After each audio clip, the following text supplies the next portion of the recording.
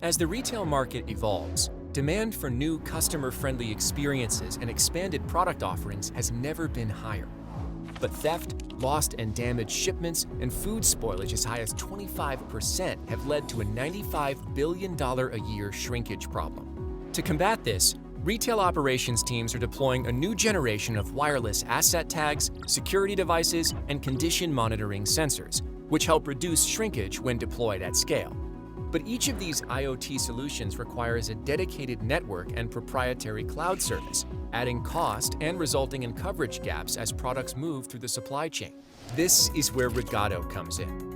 Our Edge Connect software unifies sensor connectivity and ensures reliable data delivery to the cloud for every use case across the entire retail enterprise. So how does it work? In distribution centers and stores, Edge Connect runs on a fixed wireless network, enabling thousands of sensors to connect simultaneously. This makes use cases such as refrigerator monitoring and asset tracking easier to deploy across a large footprint.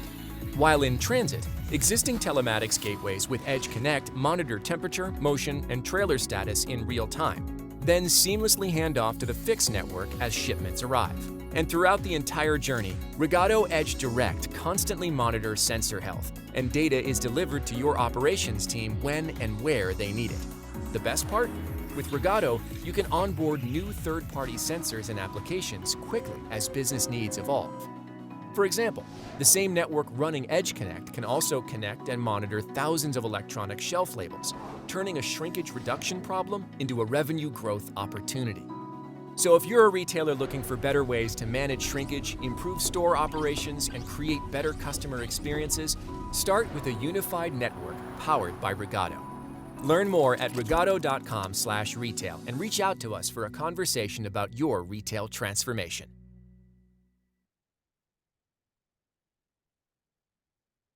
Okay, and with that, I am going to kick off the webinar and bring on our guest. So I'm Steve Garretta. I am your host today. I run marketing here at Rigado, and we are going to talk about transformation of retail operations with the Ambient IoT, featuring Wiliot. And today we have Mr. Beacon himself, Steve Statler, the CMO of Wiliot, and he is going to enlighten us about a lot of things going on in the market, food spoilage, operations, supply chain.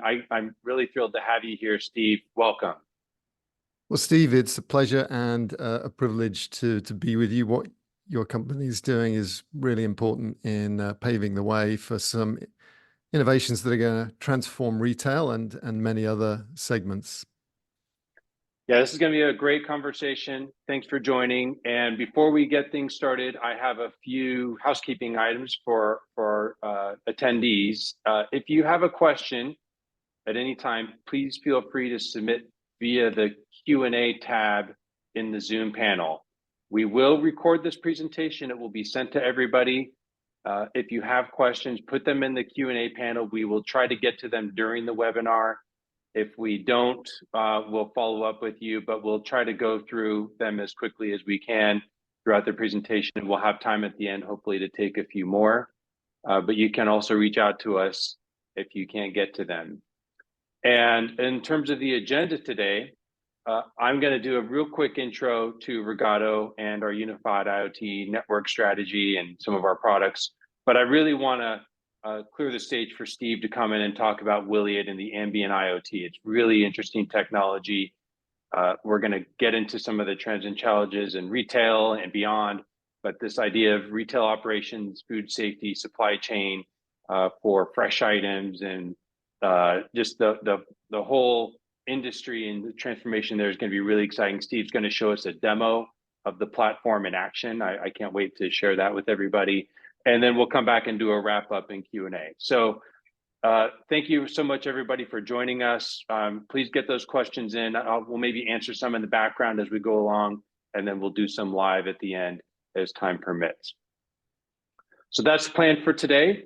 And before I bring Steve in to introduce Wiliot and talk about their solution, I just wanted to, because I know we have some new folks that maybe haven't been on a Rigado webinar before, I want to just do 1 or 2 slides here about who Rigado is and our solutions and how we work with companies like yourselves. So Rigado have been around since 2010, based here in Oregon. A lot of experience in Bluetooth low energy edge data processing. You may know us from a lot of different markets we've gone into that require edge sensor connectivity. We have our Cascade Gateway is deployed globally in many networks that has been powering the IoT world. And recently, we've been really helping drive this transformation in retail, from in-store experiences to store and warehouse operations and fleet telematics on mobile devices even. So we're starting to see a lot of interesting things happen there. We're going to talk about our partnership with Wiliot and how that really brings it out as well. So that's a little bit about us. And wanted to just share quickly how our solution works. We showed that video clip earlier, but diving in just a little bit deeper. We really believe in this idea of a unified network. Obviously, in the enterprise, you have structured Wi-Fi, where you have devices that are using high bandwidth, video applications and collaboration tools. There's also room in there for IoT use cases, and that's where Rigado comes in. We have software that can create a shared network and connect devices, and we call that Edge Connect. It gets deployed throughout the store using existing infrastructure. You could use new dedicated gateways if you need to, but the idea is to create a new blanket network that typically is Bluetooth low energy. It could be other things, but that's something that we find is very useful for these types of use cases. And Steve's going to get into that as well with the Wiliot Pixels devices. And once we have that kind of a network, we can start adding sensors, different types of sensors throughout the stores. Multiple vendors can be added simultaneously. So we can have a mixed kind of hybrid solution of different sensors running in a unified network. And then Edge Connect brings that into the cloud through a secure data pipeline to your cloud application. And we like to say that this is an IT-friendly solution. So you can manage and monitor it using our Edge Direct platform like an IT service. The benefits of this unified network approach, you get a lot of coverage using an existing network, but you can also develop a new one if you need one. It minimizes the costs of recurring SaaS fees from having a dedicated network for every use case you have. We can unify the health monitoring, and it allows for a lot of customization. So if this is something that you're looking at and transforming your stores, your physical sites, whatever type of industry you may be in, Rigado can help consult on how to bring this unified approach to bear. I wanted to just show one more view of this kind of as a classical network end-to-end solution. We like to show this left to right, where you have these IoT solution sensors and devices. They could be temperature sensors, they could be electronic shelf labels. In the case of Wiliot, they're going to be battery-free asset tags. And we bring that through this enabled infrastructure running Edge Connect that does this pre-filtering and formatting and creates secure cloud connectors. You can use a lot of different types of infrastructure to run Edge Connect. And then we send the sensor data wherever it needs to go, and we manage and monitor it using our Edge Direct platform with the Edge Health API. So again, if you've been in the classical networking space, this may look familiar to you. In this case, it's an IoT version of that. And another thing that I like to mention is that we've created something called the Cascade Gateway. In fact, I've got one I can hold up right here. This provides connectivity if necessary, a number of different ways. And we find customers, sometimes they want to use their existing infrastructure, but they also want to get started very quickly. And to do that, you could use the Cascade Gateway. It's Azure certified or an AWS partner. It can really connect to any cloud. So I like to summarize and say Rigado helps provide edge connectivity in pretty much any kind of environment with a lot of flexibility. And we work with any sensor partner out there and solution provider. And what we're seeing in retail is being led by companies like Wiliot that see a very specific need to get that data into the cloud, and we can help facilitate that. So with that, I want to bring in Steve, and he is going to share his perspective on the market, introduce us to Wiliot. They've got some really exciting technology, and then we're going to talk about how we're working together and how to continue that conversation with you all. So Steve, I'm going to hand that over to you now. Wonderful. Thank you, Steve. It's a very exciting time to be in the technology business and the retail business. Those two realms are coming together like they've never done before. And obviously technology is everywhere. It's cars are really computers on wheels now, but stores are really becoming compute platforms as well. And what Wiliot does is basically bring and connect the internet, the most powerful applications such as AI, and connect them to inventory and assets in a way that is much easier and much lower cost. So we call this the ambient Internet of Things. Ambient because what is connected is everywhere. It's down to, in some cases, item level inventory items, in many cases, case level or rolling cage level visibility. But it's also ambient in the sense of the radios all around you are the means of connection. And that's really where Rigado comes in. You need to be able to manage that ubiquitous sensing. And all of this has been getting a lot of attention in the press. So we've benefited and enjoyed getting coverage in Wall Street Journal and on the BBC and CNBC, Time Magazine's Best Inventions of the Year, alongside of ChatGPT. And that's, I think, less to do with Wiliot and just more to do with this idea of bringing computing down to a postage stamp size form factor. So both Steve and I have these IoT pixels, which are ARM processors that power themselves without batteries. And that's the vehicle that we're using. But what we're doing is really just a continuation of some major mega trends that started a long time ago. And before I go into the historical timeline, it's useful to put two of our closest relatives and basically the family members whose shoulders we stand on, which is RFID, which allowed things to scale from millions to billions by having printable, very low cost radio identification scale. But the infrastructure has scaled much more in terms of this other dimension of more expensive devices. A Bluetooth tag can be anywhere between $125 and in some cases $5, even a couple of dollars. But where ambient IoT comes is taking that RFID form factor, using a lot of the same tools, techniques, and companies that have pioneered that space, but using a open standard like Bluetooth, which can talk to the infrastructure that surrounds us. And in that way, we get very low cost sensors and very low cost infrastructure. And because it's pervasive, we get very low cost of labor because the tapping and scanning goes away. And this all fits into a historical perspective, which has been bubbling for a while.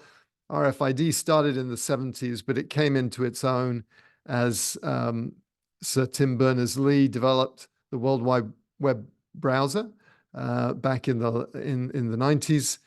GS1 standards came along. 2006, you had AWS launching. 2007, the iPhone. And suddenly connectivity is starting to become ubiquitous. Wiliot was formed in 2017. Our first products appeared the year after, pre-release versions. We're now well into the life of Gen 2, looking forward to Gen 3 and Gen 4 products coming in the future. And of course, ChatGPT has come along, and I just came back from a Gartner conference. Almost every session, there was a mention of AI and ChatGPT. Every booth, it was there. Some of this is hype, but a lot of it represents a real drive to do more with less.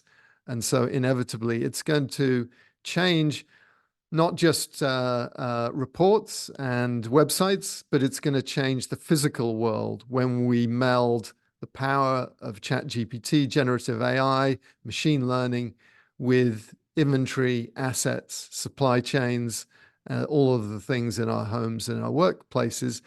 And so this is going to be codified and supported with a set of standards. So Ambient IoT is a technology and a concept that Wiliot's had a real vested interest in, and I think we are on the cutting edge. But this is much bigger than Wiliot. It's going to be part of the cellular standards, the Wi-Fi standards. It's already part of Bluetooth. It's going to go deeper into Bluetooth. And so you'll see some of the biggest, or the biggest technology companies in the world, rather than standing on the edge of IoT, they're going to be full square in the middle of it. And we'll see a massive wave of innovation. What we have now is this tag. You can see the underbelly of our IoT Pixel. It's the size of a postage stamp. It harvests its energy from radio waves. It's battery free. It talks Bluetooth. It can talk to phones. It's fully encrypted end to end. It has temperature sensing. And this is great technology, but the real thing that it brings is visibility, real-time visibility, end to end, without the need for humans to do something. Bringing information about the location, the freshness, and in the future, the carbon footprint of every single thing. So what we're seeing is a paradigm shift from the first generations, Gen 1 and Gen 2 of RFID, where you had visibility, but it was really like a snapshot. Think of those family photographs that when cameras and film were expensive, you only had a few of them. Fast forward today, you have streaming video that's constant. And that's really the paradigm shift. So rather than just seeing things when they leave the dock door, when someone does their job properly with a handheld reader, and maybe at certain points when the product is in the store, you're moving to this continuous fluid visibility that allows you to see things even when people are not doing their jobs properly. You start to see more misloads earlier. And so if something goes on the wrong truck, it can maybe be pulled off, or if it's too late, then more product can be sent to fill the gap so that there isn't a gap on the shelves. So much more room for automation, much more visibility to reduce spoilage. And ultimately, this visibility, it makes sense. It's like we've been running our supply chains in the dark with people turning on a flashlight occasionally to see what's going on. How much more efficient can this be if we see everything everywhere all at once? And I can tell you that the ROI is for large retailers is in the billions. If you look at sales lift, better on-shelf availability, less waste. So how do we do it? Sounds like magic. It isn't. It's very practical. This is changing over time. The infrastructure will start to blend in with the environment. But today, we work with a set of very low-cost Bluetooth devices, which can include phones, but often include other wearable devices and fixed devices that are very low cost. So the first tier of those Bluetooth readers that read the tags are called bridges. They're like the stepping stone between the tag or the asset and the gateway, which is really where the Bluetooth turns into internet protocol. So we go from a tag broadcasting Bluetooth, a bridge that reads it and relays it up to the ceiling, typically where there's a gateway. And this is where Rigado comes in, helping to manage this increasingly large number of readers. And this is really just an extension and giving the IT organization the oversight and the ability to manage and make all of this transparent. The interesting stuff happens in the cloud. And actually what Wiliot does is we take this stream of data, bits and bytes, and turn it into events. Retailers don't want, and food manufacturers don't want a constant stream of bits and bytes from their inventory. They want to know when there's a temperature issue, when there's a location change, and these are the events that we generate. And we then hand them off to a set of applications. For our largest customers, they're writing their own warehouse management applications, and that's what we plumb into. But we're increasingly seeing packaged applications from IBM and iFood DS, Trustwell with Food Logic. These are food safety applications, which are one example of the kind of apps that we feed with the events that say that something's arrived in the store or it's moved from the back of the store to the front of the store. Steve, there's one use case that I've heard about in the compliance space is when things need to be recalled, unfortunately, Yes. for one reason or another. I think this is a space that you also have integrated with some of those partners as well. I mean, that's probably a huge area that is ripe for cost savings. You know, you get those alerts that you have a certain dated thing of flour, you know, let us know. And can you talk about that use case? Absolutely. So, and we'll come back to it a little later on, but the FDA's launched the Food Safety Modernization Act. It's been around for over a decade.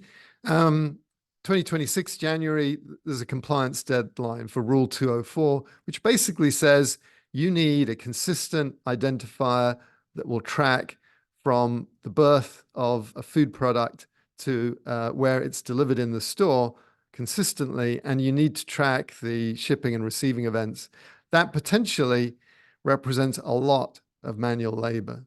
And Ambient IoT is a great way to get the level of compliance that you need to not be at odds with the FDA, but also to do the right thing by your customers without having to hire another 10 people for every store or another 4 people for every restaurant.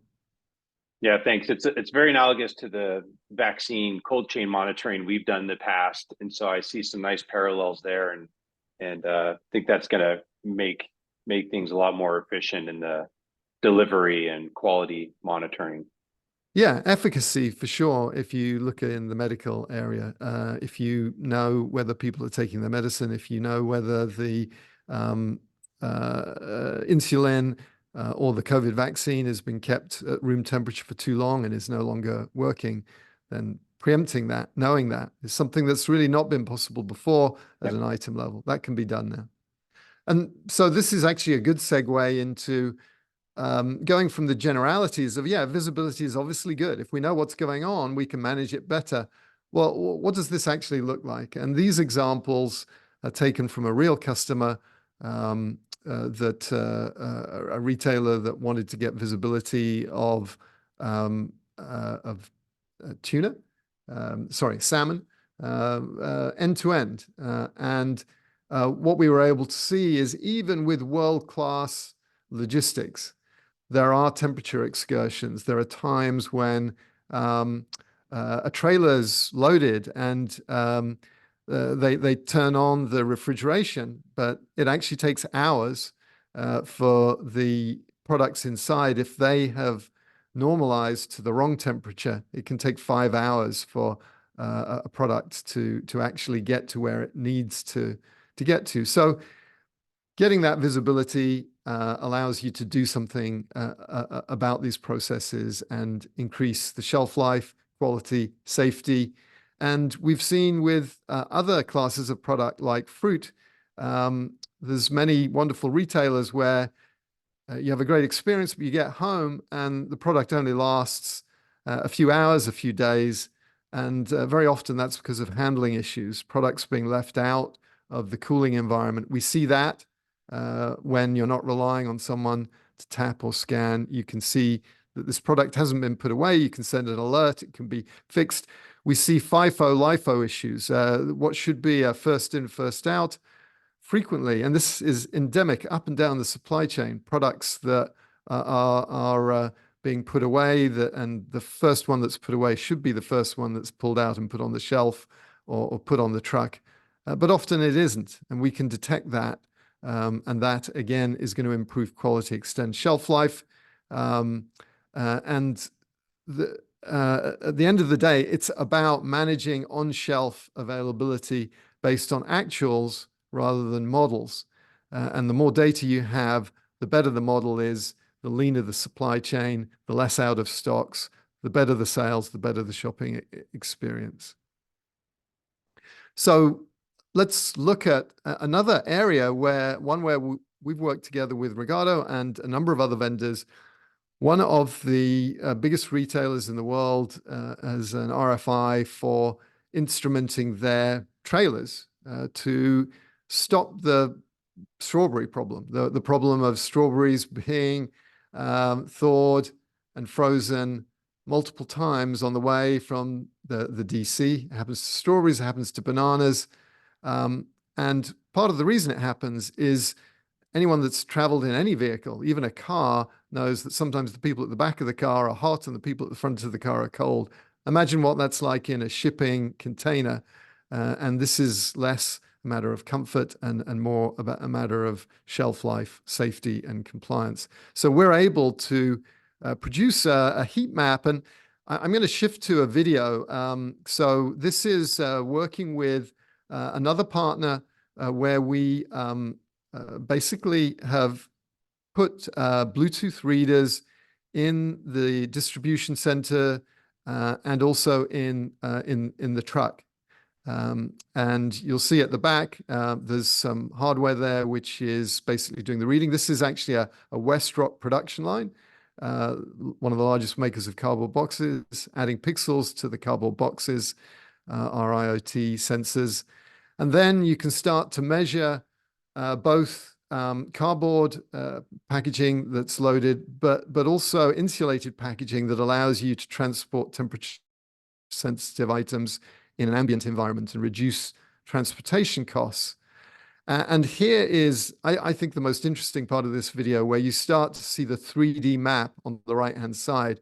These colors correspond to temperatures, and you'll see there's a significant variation in color and temperature in the way this trailer has been packed. So we can do better than that, and we can go from monitoring where the truck and the trailer are to knowing exactly what got loaded on what truck in reality, not just the theory, and then making sure that it's handled properly.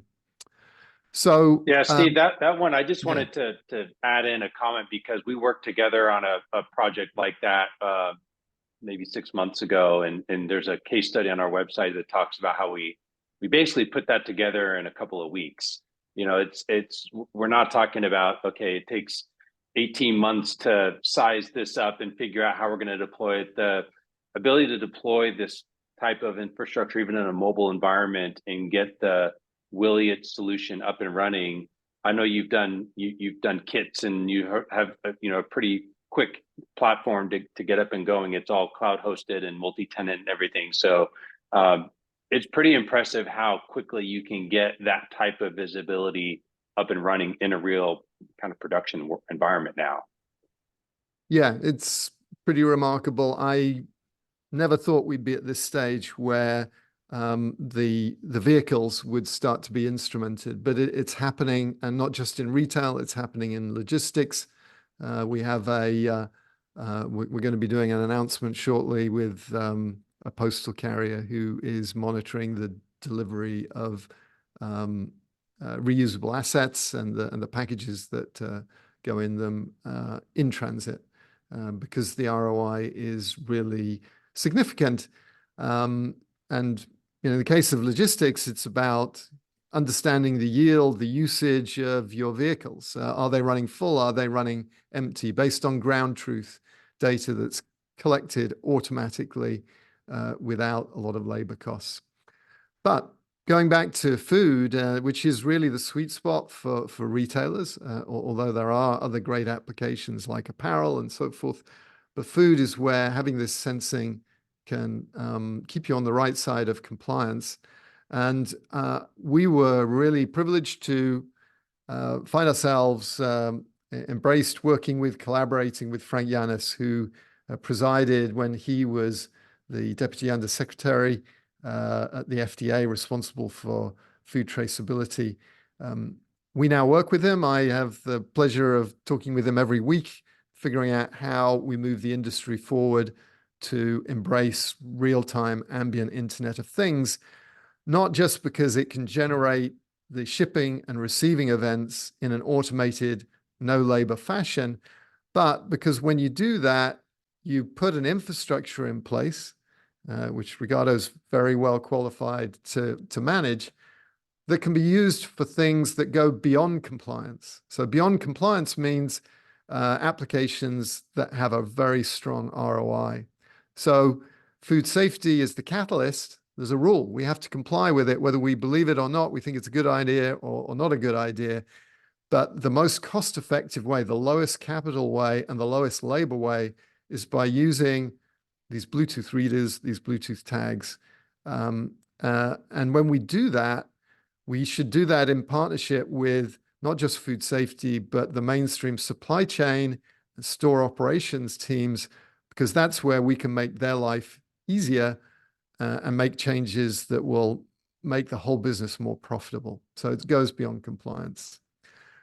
Another area that goes beyond just better operations is starting to measure something that wasn't measurable at an item level before, which is carbon.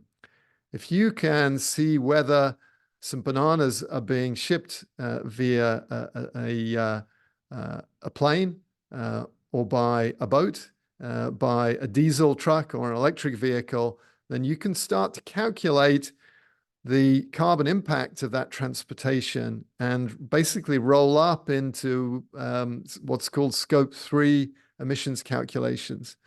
And the state of the art today is doing that at a company level, maybe a product category, maybe even a product level at the end of the year. But what we're talking about is real-time continuous visibility of these carbon footprints.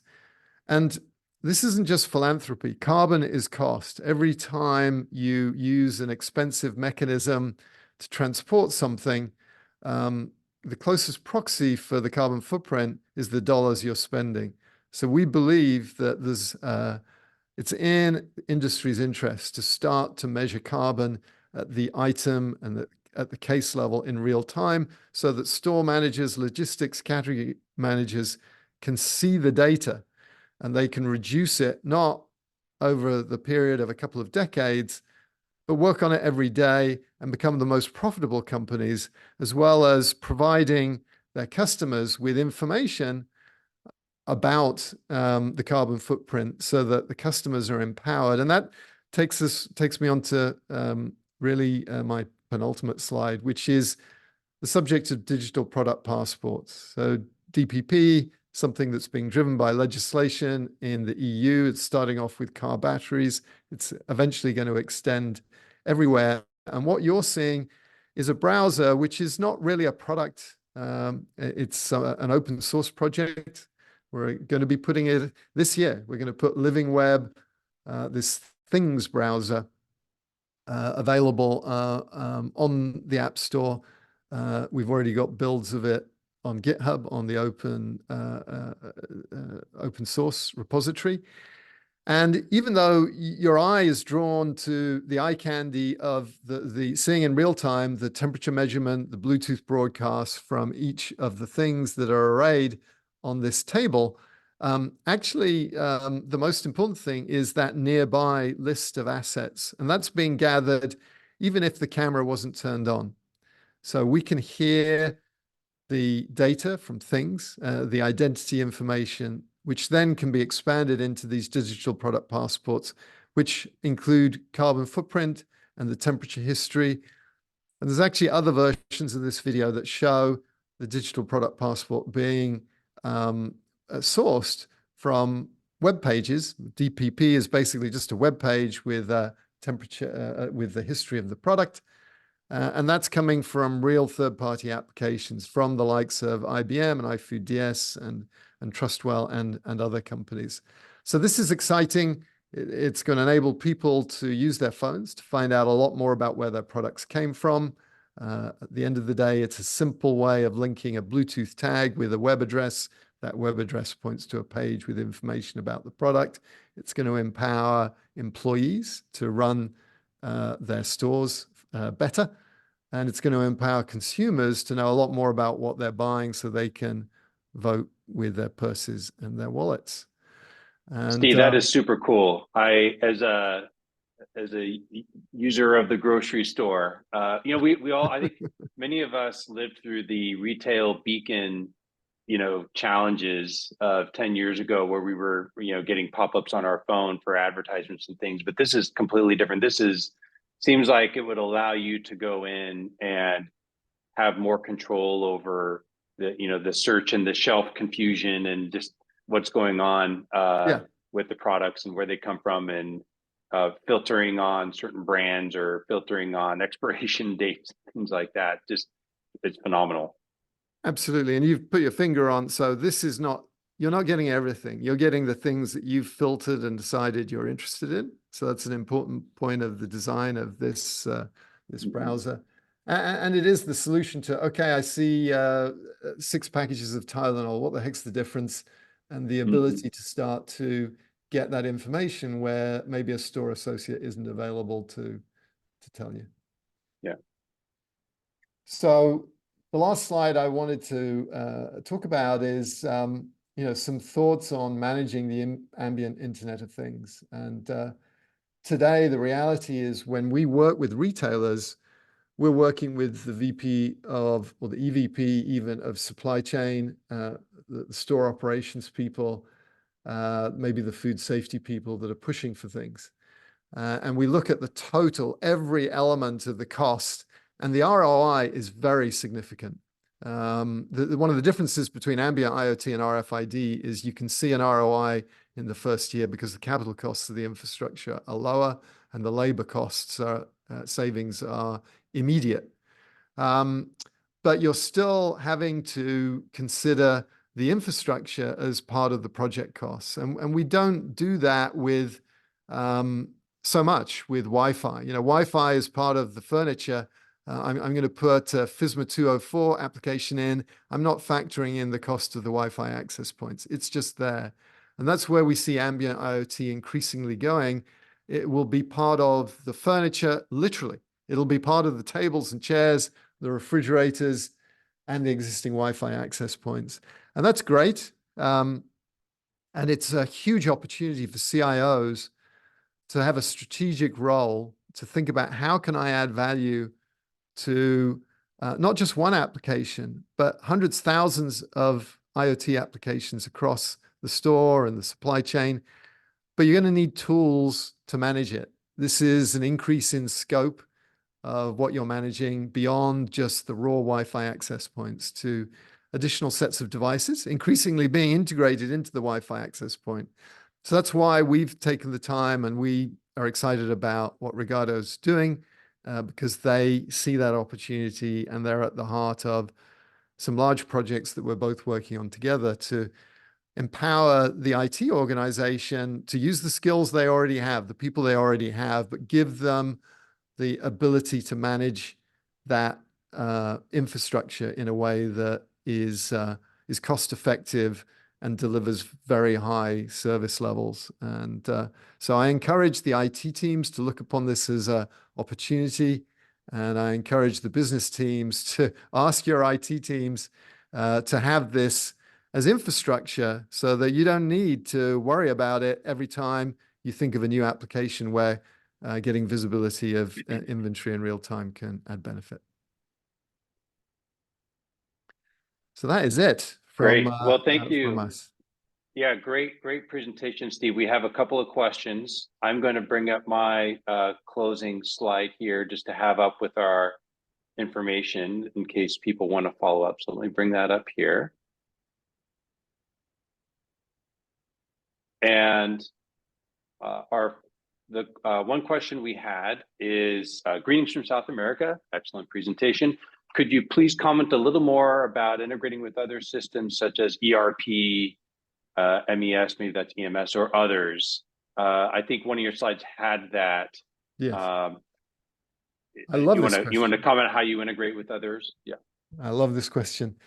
Yeah, that's really our business is to abstract some of the technical concepts and provide a set of open web services APIs that can integrate.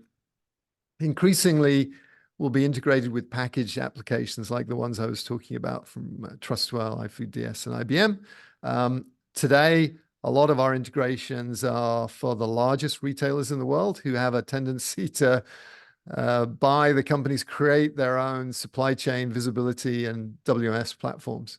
But the technical integration is relatively straightforward. The process is we understand what are the events that you are interested in, and they tend to be location events. So we'll basically provide a web API that says this television hasn't been loaded on a truck that it needs to be loaded on, or a product has just moved, or a temperature change has been detected. And we basically feed that into the platform. And those platforms, there's many, many platforms that will sit on top of the Ambient IoT.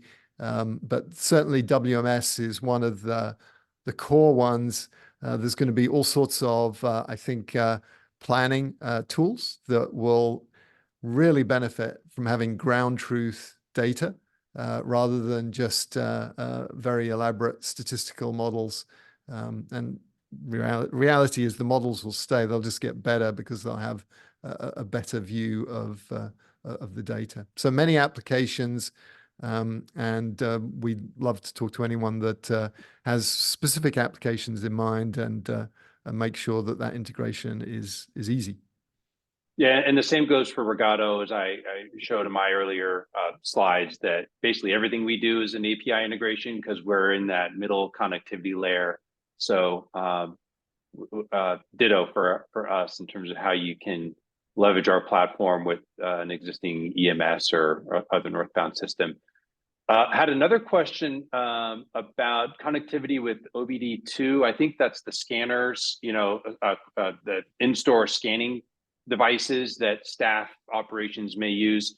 I'll let you comment on how the tools relate. I know that in some ways we're obviating the need for so much manual scanning, but there's probably also an integration to be had there as well, right, Steve? Absolutely. Yeah, I think the cost of scanners is going to go down because basically, you can make radios in their billions. But the reality is we're integrating with companies like Sato and Zebra, people that make the handhelds, the printers, and there's a very strong correlation with what we do and traditional RFID. This is an evolution of RFID. It's also very closely related to the optical scanning. Very often you'll have tags that have Wiliot hidden. You may not see it. And what you'll see is a barcode. So we're not expecting the entire supply chain to flip over to use Bluetooth or the forthcoming Wi-Fi and cellular versions of Ambient IoT immediately. And you need to have dual mode devices and tags because that's the real world that we live in. Great. And Steve, you've got a lot of fans here. People say, I love Wiliot. I can tell that people are excited about what this can do, not just in terms of, good for business, but the carbon footprinting, the, getting rid of trillions of batteries and sensors, all that kind of stuff just really speaks to people. There is one question about smaller companies that want to integrate with IoT pixels. What's your message for them? It's a plea for patience. As a company, we are threading the needle. What we're doing with 250 people, we probably need 25,000 people to do. And so we kind of have to sequence what we do and who we do it with because we have to make sure this proves itself. And so we did have a program, which actually was my baby, of making kits that people could buy for hundreds of dollars. And unfortunately, that's on hold at the moment because we have to demonstrate and build momentum around this concept. And we're doing it with the very largest end customers. And then we essentially have them tell us who we need to work with. Rigado was one of those companies that we ended up working with.